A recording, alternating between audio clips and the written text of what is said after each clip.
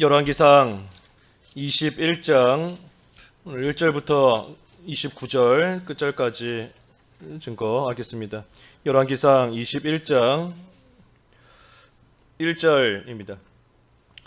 그 후에 이 일이 있으니라. 이스라엘 사람 나봇에게 이스라엘의 포도원이 있어 사마리아 왕 아합의 왕궁에서 가깝더니 아합이 나봇에게 말하여 이르되 내 포도원이 내 왕궁 곁에 가까이 있으니 내게 주어 채소밭을 참게 하라. 내가 그 대신에 그보다 더 아름다운 포도원을 내게 줄 것이요 만일 내가 좋게 여기면 그 값을 돈으로 내게 주리라. 나봇이 아합에게 말하되 내 조상의 유산을 왕에게 주기를 여호와께서 금하실지로다 하니 이스라엘 사람 나봇이 아합에게 대답하여 이르기를 내 조상의 유산을 왕께 줄 수 없다 하므로 아합이 근심하고 답답하여 왕궁으로 돌아와 침상에 누워 얼굴을 돌리고 식사를 아니하니 그의 아내 이세벨이 그에게 나와 이르되 왕의 마음에 무엇을 근심하여 식사를 아니하니이까. 왕이 그에게 이르되 내가 이스라엘 사람 나봇에게 말하여 이르기를 내 포도원을 내게 주되 돈으로 바꾸거나 만일 내가 좋아하면 내가 그 대신에 포도원을 내게 주리라 한즉 그가 대답하기를 내가 내 포도원을 내게 주지 아니하겠노라 하기 때문이로다.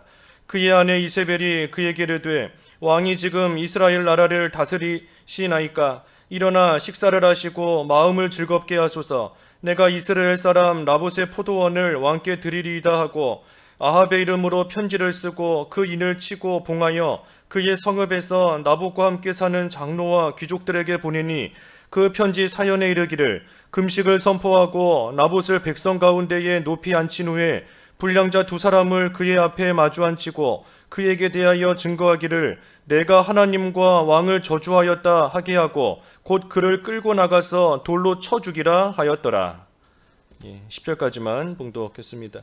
오늘 제목은 나봇의 포도원과 하나님의 심판 예고. 나봇의 포도원과 하나님의 심판 예고, 오늘 제목입니다. 조금 전에 봉독한 1절부터 쭉 말씀을 보면 이 아합이 나봇의 포도원을 지금 탐을 내었습니다. 그래서 나봇에게 이 결정권을 주는 것 같이 말해요. 너의 포도원이 내 왕궁 곁에 있으니 나에게 주어서 채소밭을 삼게 해라. 그러면 내가 그 대신에 너에게 더 아름다운 포도원을 주든지 아니면 값을 돈으로 너에게 주겠다 하면서 이 아합이 나봇에게 말합니다. 나봇에게 결정해서 이렇게 행하라 하고 말하지만 사실은 아합이 이 왕의 위치에서 나봇의 것을 탐내고 결국은 빼앗게 되는 그러한 일이 또 이루어지게 되는 이 시작입니다. 이 아합이 왕으로서 포도밭, 포도원이 여러 개가 있었을 겁니다. 재산이 많았을 텐데 그런데도 이 나봇의 포도원을 탐을 내어서 그것을 지금 갖기를 원하는 것, 이것도 하나님 앞에 옳지 않은 모습인 겁니다. 분명히 십계명에는 내 이웃의 것을 탐내지 마라 그랬는데 이웃의 것을 탐내지 마라 그랬는데 야합이 지금 나봇의 포도원을 탐내고 있으니 이것이 옳지 않은 일이에요.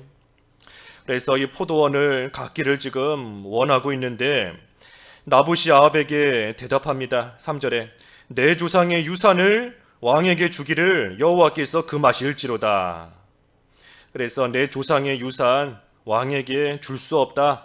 하나님께서 그것을 금하신다 하고 이 아합의 요구를 나봇이 거절합니다. 그래서 결국은 이제 뒤에 12절부터 11절부터 말씀에 쭉 나오지만 결국은 이 나봇이 죽임을 당하고 맙니다. 포도원을 지키기 위해서 나봇이 자기의 생명을 잃은 겁니다. 포도원과 생명, 무엇이 더 귀한 것인가? 얼핏 보면 포도원 그거 그저 왕에게 넘겨주고 다른 데 가서 포도원을 가꾸면 되지 그것 때문에 목숨을 잃은 그러한 모습이 지혜로운가 하는 생각이 들 수가 있어요. 포도원이냐 자기의 생명이냐 포도원이냐 이 두 가지를 놓고 선택하는 가운데 이 나봇은 포도원을 택한 겁니다. 포도원을 지키기 위해서 자기의 생명을 내놓고 나아갔어요. 결국은 그 생명을 또한 잃어버렸습니다. 나봇이 왜 이렇게 자기의 생명을 내놓을 정도로 이 포도원을 귀하게 여기며 이 포도원을 지켰는가?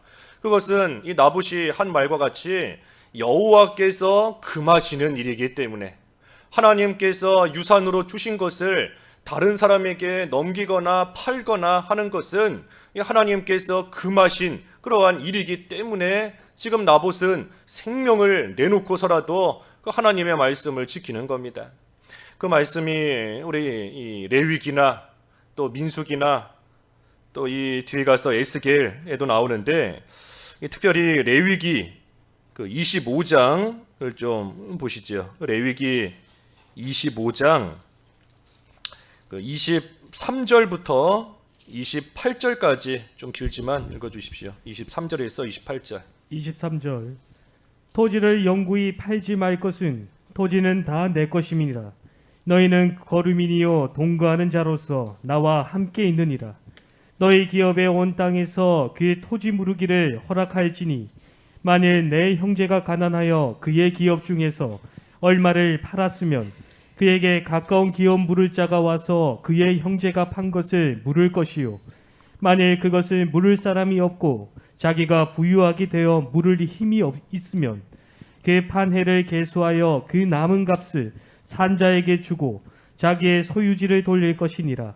그러나 자기가 물을 힘이 없으면 그 판 것이 희년에 이르기까지 산자의 손에 있다가 희년에 이르러 돌아올지니 그것이 곧 그의 기업으로 돌아갈 것이니라. 예, 여기 레위기 25장 23절부터 쭉 보면 이 모든 토지는 하나님의 것이기 때문에 그 토지를 영구히 팔 수도 없고 또 그것을 영구히 살 수도 없다 했습니다. 그러니 하나님께서 유산으로 주신 그 토지를 한번 받았으면 계속해서 내 걸로 가지고 있어야지, 그것을 팔거나 해서 빼앗기고 잃어버리면 안 된다는 겁니다. 그런데 이 사람이 그 토지를 가지고 살다가 너무나 가난해졌기 때문에 더 이상 먹고 살 것이 없고, 그래서 너무나 가난해져서 어쩔 수 없이 그 토지를 다른 사람에게 팔아버렸다라고 했을 때에, 그렇다면 어떻게 해야 되는가 하는 것이 이 레위기 25장에 쭉 나와 있는 겁니다. 결국은 그 토지를 다시 물러야 됩니다. 물러야 돼요. 물른다는 것은 내가 돈을 받고 땅을 그 사람에게 팔았는데 다시 그 사람에게 가서 돈을 주고 되사오는 겁니다. 물러야 된다는 겁니다. 그래서 그 물르는 것이 어떻게 되어 있는가? 먼저는 그 토지를 판 당사자, 원래 그 토지의 주인, 토지의 주인이 이 돈으로서 자기가 돈이 생기면 가서 물을 수 있는 겁니다. 그리고 또 한 가지는 돈이 없다라고 한다면 그의 형제, 친족, 형제가 대신 물을 수 있습니다. 그리고 또 한 가지, 세 번째 물을 수 있는 방법은 그렇게 해도 도저히 물을 수가 없다라고 할 때에는 희년, 이 희년이라는 것은 그 50년인데 50년이 차면 이 원래의 주인에게 돌려주는 그러한 제도입니다. 이 희년에 대해서는 나중에 그 안식년, 안식일과 같이 우리가 좀 후에 가서 살펴보려고 하는데, 어쨌든 여기서 보는 것은 이 50년이라는 기간이 차면 원래의 주인에게 돌려주는 그러한 제도가 이 희년 제도입니다. 그래서 자기가 그 땅을 다시 물을 수가 없고 형제들도 물러줄 수가 없고 라고 한다면 희년이 될 때까지, 50년이 될 때까지 기다리면 그 땅이 다시 원래의 주인에게로 또 돌아오게 되는 일이 있습니다. 그래서 이 말씀에 대한 영적인 뜻은 하나님께서 우리에게 유업으로 주신 것들이 우리에게도 있습니다. 하나님 나라도 우리에게 유업으로 주신 것이고, 또 하나님이 주신 언약도 우리에게 유업으로 주신 것이고, 또 오늘 오전에 본 것처럼 예수님으로 말미암은 이러한 즐거움과 기쁨도 우리에게 유업으로 주신 것이고, 또 하나님의 말씀도 또 우리에게는 또 유업으로, 유산으로 하나님께서 주신 것과 똑같은 겁니다. 그래서 우리에게 주신 그 수많은 은혜와 복들이 있는데 그것을 잃어버리면 안 된다는 겁니다. 그것을 빼앗기면 안 된다는 거예요. 마치 토지가 영원히 하나님의 것으로서 하나님이 우리에게 주신 것을 팔아서도 안 되고 빼앗겨서도 안 되는 것처럼 하나님이 우리에게 주신 신령한 은사와 영적인 복과 은혜들을 내 걸로 계속해서 잘 간직하고 있어야지 그것을 여러 가지 이유들로 인하여서 빼앗기거나 그것을 잃어버리면 안 된다. 그리고 혹시라도 그것을 빼앗기거나 잃어버렸다라고 한다면 그것을 어떻게 하든 다시 물러야 된다. 다시 되찾아와야 된다 하는 그러한 의미가 이 레위기 25장에 있는 겁니다. 그래서 우리에게 주신 것들을 빼앗기면 안 돼요. 빼앗긴다 하는 것은 우리가 이 죄 지으면 다 뺏깁니다. 죄 지으면 마귀가 와서 다 뺏어가요. 하나님이 주신 은혜도 빼앗기고 하나님이 주신 말씀도 빼앗기고 하나님 앞에서 참으로 귀한 것 받은 것, 즐거움, 희락, 기쁨 그 모든 거 다 빼앗깁니다. 그러니 우리가 결코 빼앗기지 않아야 되고 혹시라도 죄 지어서 빼앗겼으면 빨리 가서 그것을 다시 되찾아와야 됩니다. 희년 50년이 차면 원래의 주인에게 돌려준다 그랬지 않습니까? 이 말씀의 뜻은 하나님께서 정해 놓으신 것, 하나님께서 나에게 주시기로 정해 놓으신 것은 반드시 주신다 하는 겁니다. 50년이라는 긴 시간, 희년, 그 시간이 다 차면 원래의 주인에게, 원래 있어야 될 자에게, 처음 그 주인에게 돌아오는 것처럼 하나님께서 우리에게 주시기로 정하신 것, 약속하신 것, 그것은 반드시 나에게 주신다 하는 의미가 또한 이 희년에 있는 겁니다. 그래서 오늘 본문의 나봇이 지킨 것은 단순히 포도원이 아닙니다. 눈에 보이는 그 포도원 단순히 그것을 지킨 것이 아니라 이 하나님의 말씀을 지킨 거예요. 하나님께서 금하신, 하나님께서 하면 안 된다 하신, 하나님이 유산으로 주신 그것을 팔면 안 되고 지켜야 된다 하고 주신 그 말씀을 나봇은 자기의 목숨을 걸고 또 심지어 목숨을 잃어버리면서까지 하나님의 말씀을 지키고 나아간 겁니다. 반면에 아합, 4절에 보면 아합이 나봇의 대답을 듣고 나서 근심하며 답답하여 왕궁으로 돌아와 누워서 식사를 안 했다 그랬습니다. 자기 욕심을 채우지를 못하니 마음이 편하지 않은 겁니다. 입맛도 없어요. 입맛.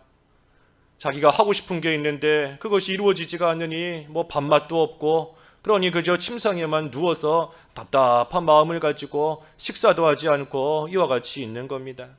이 사람의 욕심을 없애기 전에는 평안이 없습니다. 늘 욕심으로 인하여서 욕심이 잉태한즉 죄를 낳는다.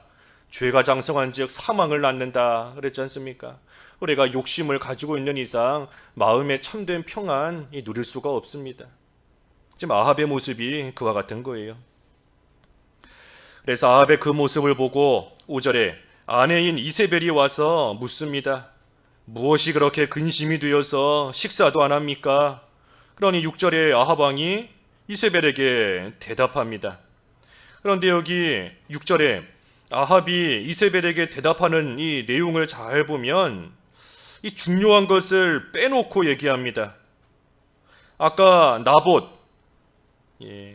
나봇이 그 아합 왕에게 말한 것은 아까 3절에 있는 것처럼 여호와께서 금하시기 때문에, 하나님께서 금하신 일이기 때문에 내가 이 포도원을 당신에게 줄 수 없다 하고 나봇은 말했는데, 아합은 그 말은 쏙 빼놓습니다. 6절에 보면 그 말은 빼놓고 그리고 그저 내가 포도원을 너에게 주지 않겠다 하는 그 말만 지금 이세벨에게 하고 있는 겁니다. 나봇은 믿음을 지키기 위해서, 하나님의 말씀을 지키기 위해서 포도원을 줄 수 없다 하고 말했는데 이 아합은 그 말을 듣고 자기 아내에게 가서 하는 말이 나봇이 안 준다고 한다.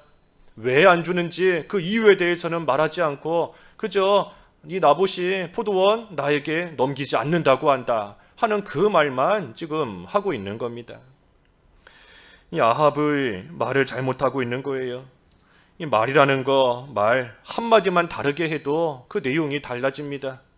우리가 말을 신중하게 잘해야지 한마디만 다르게 하든지 하나만 빼놓든지 하나만 더하든지 하게 되면 듣는 사람으로 하여금 완전히 다른 내용으로 잘못 또 듣게 되는 그러한 일이 있어요. 그래서 우리가 항상 이 말은 바르게 또 조심해서 신중해서 또 되도록이면은 하지 않고 나아가는 것이 지혜로운 겁니다. 그래서 이세벨이 그 말을 듣고 7절부터 보면 내가 나봇의 포도원을 왕께 드리리다 하고서는 이제 계략을 꾸밉니다. 술수를 꾸미는 거예요. 어떻게 하는가? 여기 8절에 보니 나봇과 함께 사는 장로와 귀족들에게 편지를 보냅니다. 그 편지의 내용은 금식을 선포하고 나봇을 백성 가운데에 높이 앉히라. 이 높이 앉히라는 것은 이 올려주라, 귀하게 여기라 하는 것이 아니라 이 재판하는 자리, 재판 자리에 앉히라는 겁니다. 그래서 나봇을 재판하라는 거예요. 그래서 10절에 불량자 두 사람을 그 앞에 마주 앉히고 증거하게 하기를 나봇 너가 하나님과 왕을 저주하였다. 그렇게 말하게 하고 그리고 나서 나봇을 끌고 나가서 돌로 쳐 죽이라 하고 장로와 귀족들에게 이세벨이 편지를 써서 보냈습니다. 이 이세벨이 나봇의 포도원을 뺏으려고 이 나봇을 밤 사이에 몰래 죽일 수도 있었을 거예요. 사람을 보내서 무슨 자객을 보내서 밤 사이에 쥐도 새도 모르게 죽일 수도 있었겠지만 이세벨이 지금 그렇게 하지 않고 이 합법적인 모습으로 하나님의 말씀을 이용해서 지금 나봇을 죽이려고 하고 있는 겁니다. 구약시대에 하나님을 저주했다, 하나님을 못 오겠다라고 하면 죽어야 되는 죄입니다. 죽어야 돼요. 그러니 지금 이세벨이 이 하나님의 말씀을 이용해가지고 하나님을 이용해서 나봇을 죽이고 그 포도원을 뺏으려고 하는 이러한 자리에 이러한 가운데 있는 겁니다. 그러니 참으로 악한 거예요. 자기 욕심 채우려고 하나님을 이용하고 있는 겁니다. 하나님의 말씀을 악용해서 자기의 원하는 바, 자기가 바라는 그것을 지금 이루려고 하고 있으니 이세벨이 참으로 악한 사람입니다. 그래서 11절부터 13절까지 쭉 보면 그 성읍에 사는 장로와 귀족들이 이세벨의 지시대로 그대로 해서 나봇을 거짓말로 하나님과 왕을 저주했다. 그렇게 누명을 씌우고 끌고 나아가 돌로 쳐 죽였습니다. 여기 13절에 보면 나봇을 돌로 쳐 죽였다 그랬지만 우리 뒤에 그 열왕기하 9장에 가서 보면 나봇만 죽인 것이 아니라 나봇의 아들들도 다 이때 같이 죽였습니다. 나봇의 아들들을 죽여야 그 포도원에 대한 상속자가 없어져서 그 포도원을 차지할 수 있으니 그러니 이 아들들까지 그의 아들들까지 다 죽인 겁니다. 그래서 이세벨이 참 이처럼 악해요. 악한 사람입니다. 우리 성경에 보면 그 악녀, 소위 악한 여자, 악녀다라고 하는 사람이 보통 세 사람이 나오는데 그 중에 한 사람이 이세벨이에요. 이세벨. 또 그 헤롯의 아내인 헤로디아. 그리고 또 한 사람이 그 욥기서 강해서에 보니까 욥의 아내라고 예전에 이 목사님을 해놓으셨더라고요. 욥의 아내. 하나님을 저주하고 죽으라 하고 하는 악녀다 그랬는데 어찌됐든 이 이세벨 참으로 악한 사람입니다. 근데 여기 보면 이세벨만 악한 것이 아니라 그 성읍에 살고 있는 장로와 귀족들도 다 악합니다. 시킨 사람도 악하지만 시킨 대로 그대로 한 사람들도 악한 거예요. 누구 하나 핑계하며 나는 어쩔 수 없이 했다 하고 나아갈 수 없습니다. 이 장로들과 귀족들 얼마든지 옳고 그른 것을 분별할 수 있었습니다. 왜냐하면 이세벨이 편지를 그렇게 써가지고 이렇게 하라, 누명을 씌워서 죽이라 그랬으니 이 귀족들과 장로들이 올바른 것이 무엇인지, 어떤 것이 지금 잘못된 일인지 얼마든지 다 알 수 있어요. 그런데도 시키는 그대로 하고 나아갔으니 이 사람들도 다 악한 겁니다. 그래서 결국은 나봇을 죽이고 이세벨이 그 포도원을 아합에게 넘겨 주었습니다. 그게 16절까지의 말씀입니다. 17절부터 읽어 주십시오. 17절, 19절까지. 17절 여호와의 말씀이 디셉 사람 엘리야에게 임하여 이르시되 너는 일어나 내려가서 사마리아에 있는 이스라엘의 아합 왕을 만나라. 그가 나봇의 포도원을 차지하러 그리로 내려갔나니 너는 그에게 말하여 이르기를 여호와의 말씀이 내가 죽이고 또 빼앗아놨느냐 하셨다 하고 또 그에게 이르기를 여호와의 말씀이 개들이 나봇의 피를 핥은 곳에서 개들이 내 피 곧 내 몸의 피도 핥으리라 하였다 하라. 그래서 하나님께서 엘리야를 아합에게 보내셔서 이 심판을 예고하십니다. 아합의 죄는 무고한 사람을 죽이고 나봇을 죽이고 그의 포도원을 빼앗은 그러한 죄입니다. 아합이 이전부터 이스라엘로 하여금 많은 죄를 짓게 만들고 자기 자신도 우상을 섬기며 악한 모습으로 나아갔는데 지금 여기 본문에 와서는 그 죄 위에 또 다른 죄를 더했습니다. 그러니 하나님께서 이 심판을 예고하시는데 그 내용이 뭔가? 개들이 너의 피를 핥을 것이다. 너는 죽을 것이고 너의 몸에서 나온 그 피를 개들이 핥을 것이다. 그러니 비참하게 죽는다는 겁니다. 왕인데, 그래도 한 나라의 왕인데 왕이 죽으면 그 장례를 아주 성대하게 잘 원래 치르는 것이 정상적인 모습일 거예요.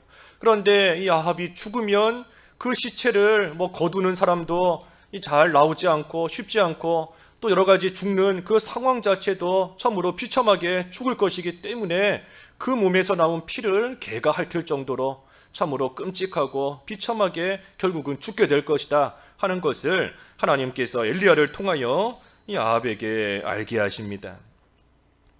그래서 실제로 그대로 이루어져요. 바로 뒤에 22장에 가면 다음 시간에 보겠지만 22장 그 37절과 38절에 보면 그대로 됩니다. 그래서 결국은 개들이 그 피를 핥게 되는 하나님의 말씀대로 이루어지는 겁니다. 비참하게 죽어요. 그러니 왕 아합 일시적으로는 자기가 원하는 대로 포도원을 갖게 되었고 자기가 하고 싶은 대로 그대로 일이 잘 이루어지고 참으로 모든 것이 잘 된 것 같지만 잠깐뿐인 겁니다. 잠깐. 일시적인 것이고 얼마 못 가서 하나님의 이 크고 무서운 심판이 결국은 다 임하는 겁니다.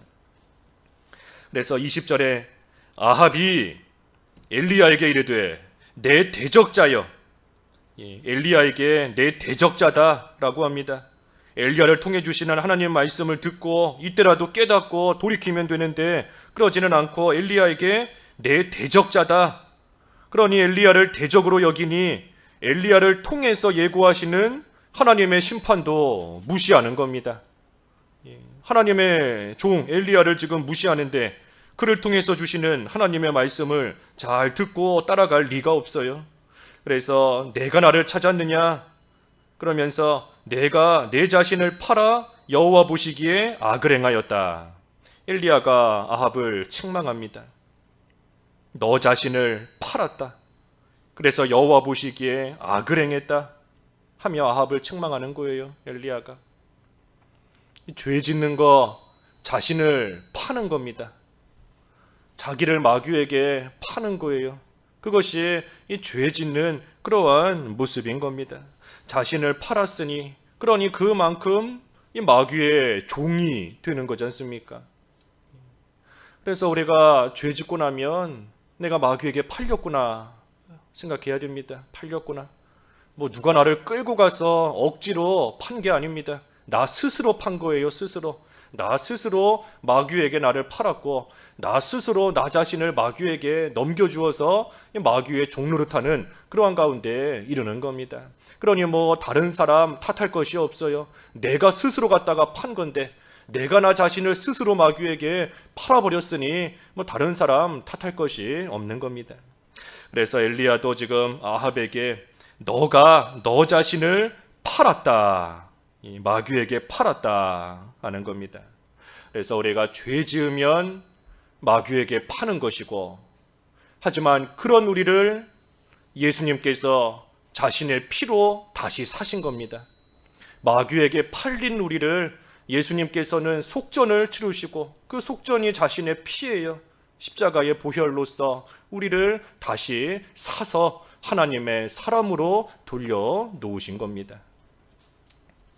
21절과 22절 읽어주십시오.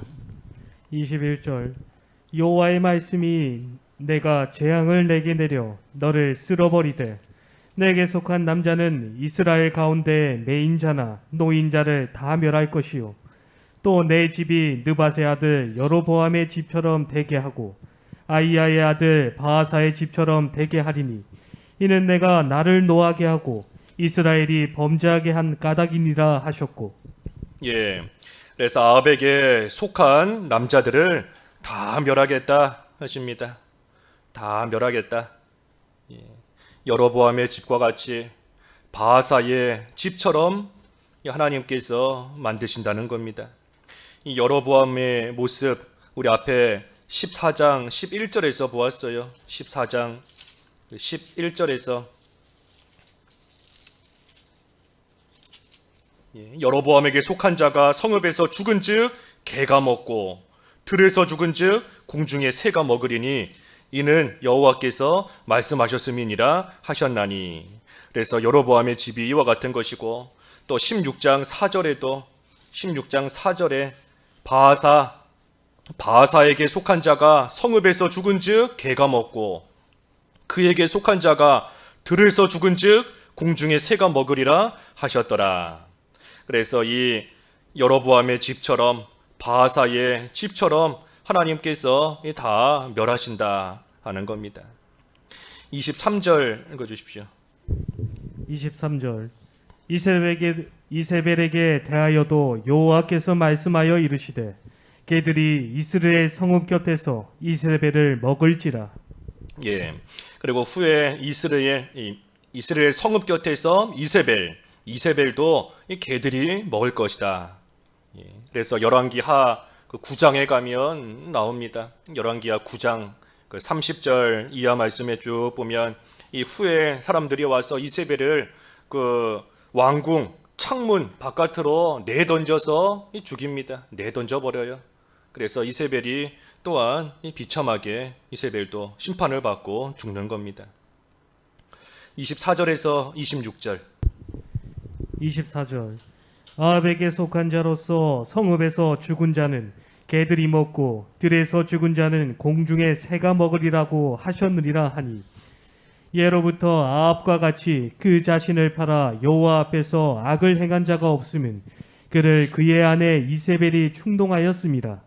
그가 여호와께서 이스라엘 자손 앞에서 쫓아내신 아모리 사람의 모든 행함같이 우사에게 복종하여 심히 가증하게 행하였더라. 예, 그래서 아합에게 속한 자로서 성읍에서 죽는 자, 아까 여로보암과 그 바하사의 집처럼 하나님께서 하신다는 것이고, 예로부터 아합과 같이 그 자신을 팔아 여호와 앞에서 악을 행한 자가 없다. 그를 그의 아내 이세벨이 충동하였다 했습니다.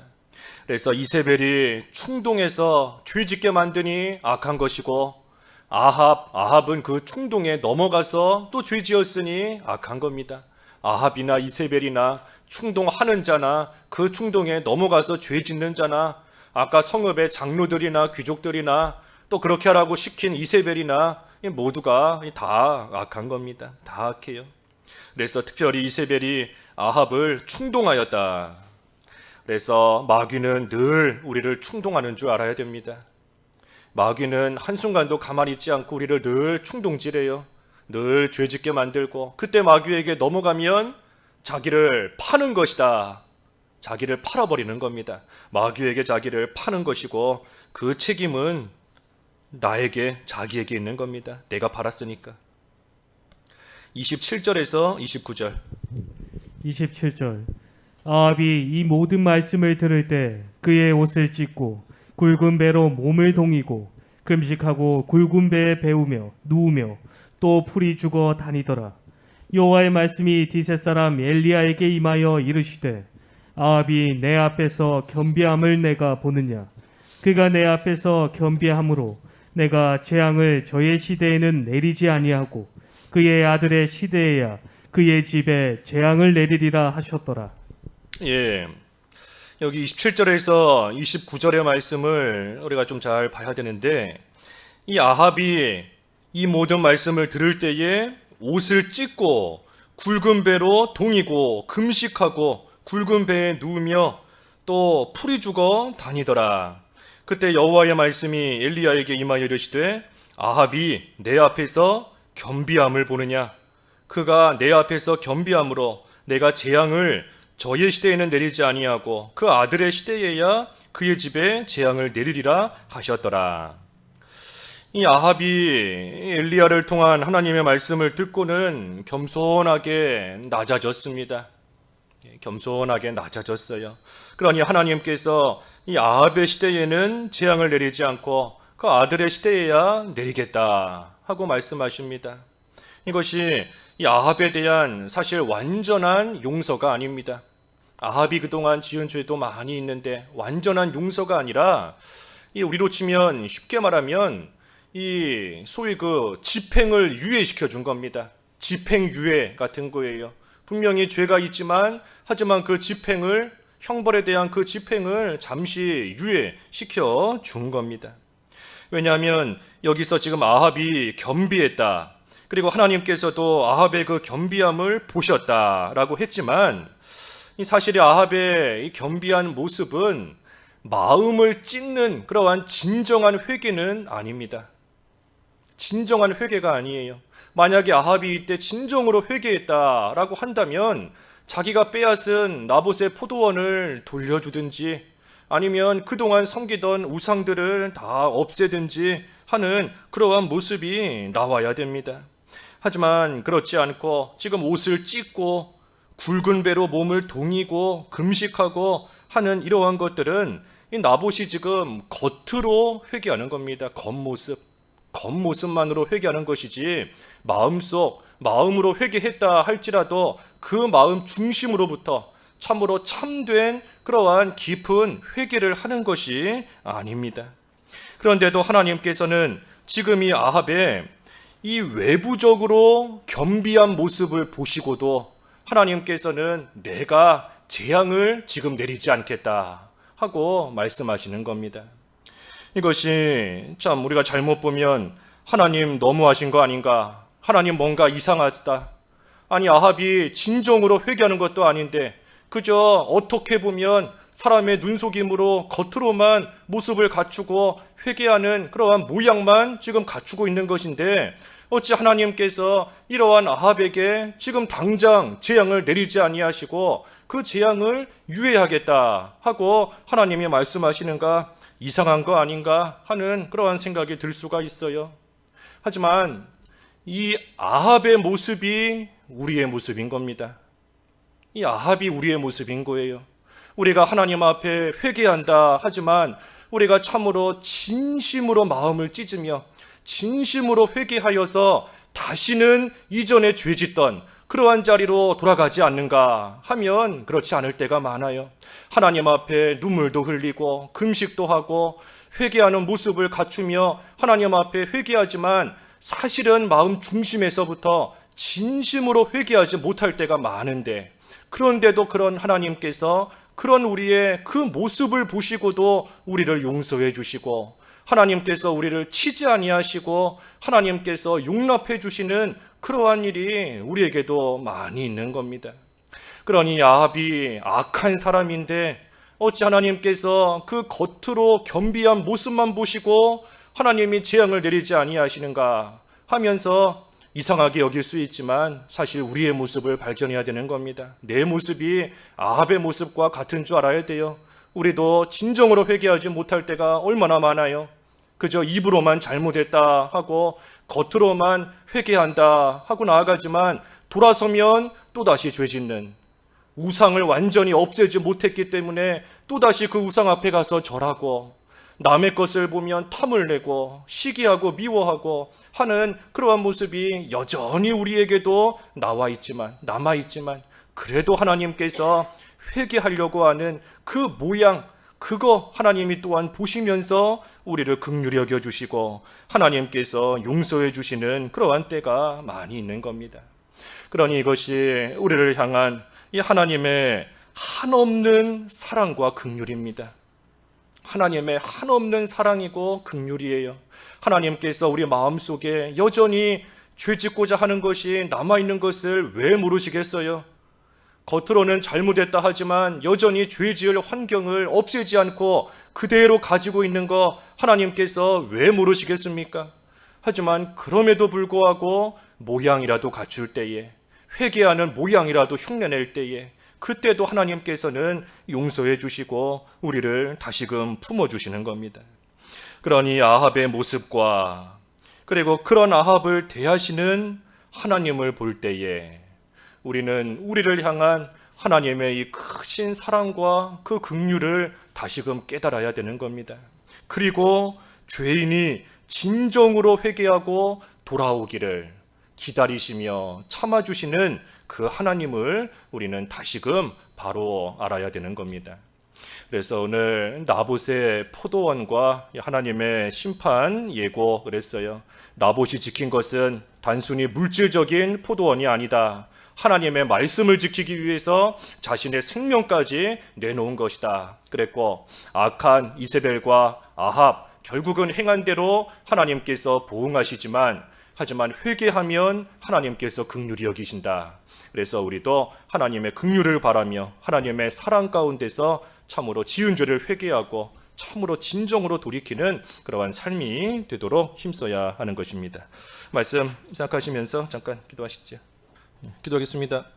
하나님 아버지, 나봇은 하나님께서 금하신 일, 또 하나님의 말씀을 지키기 위하여 자기의 목숨까지도 내놓았다 하였습니다. 하나님, 저희들도 하나님의 말씀 끝까지 지키며 하나님의 말씀을 가장 귀한 것으로 여길 줄 아는 믿음이 되게 하여 주시옵소서.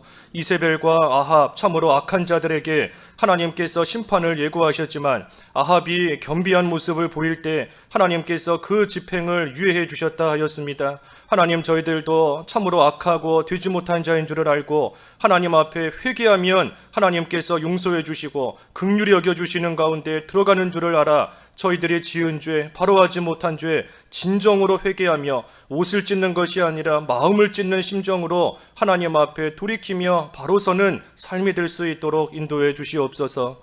예수님의 이름으로 기도하옵나이다. 아멘.